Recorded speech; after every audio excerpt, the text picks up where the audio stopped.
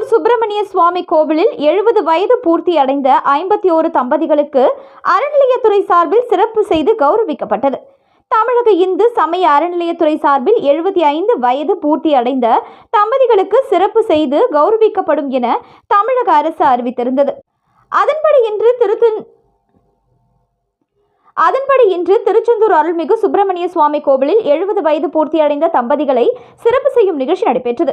இதில் 51 மூத்த குடிமக்கள் தம்பதிகள் கலந்து கொண்டனர். அவர்களுக்கு அறநிலையத்துறை சார்பில் பட்டு சேலை, வேஷ்டி, திருமாங்கல்ய பிரசாதம் வழங்கப்பட்டது. இதனை கோவில் தக்கார் அருள்முருகன் இணையான ராமு வழங்கினார்.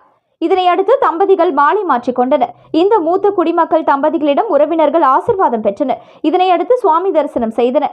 51 தம்பதிகளுக்கும் மதிய உணவு வழங்கப்பட்டது. மூத்த குடிமக்கள் முன்னேற வேண்டும், மன அமைதி பெற வேண்டும், மன மகிழ்ச்சி பெற வேண்டும் என இந்த நிகழ்ச்சியை ஏற்பாடு செய்த தமிழக முதலமைச்சருக்கும் இந்து சமய அறநிலையத்துறை அமைச்சர் சேகர் பாபுவிற்கும் நன்றி தெரிவித்தனர்.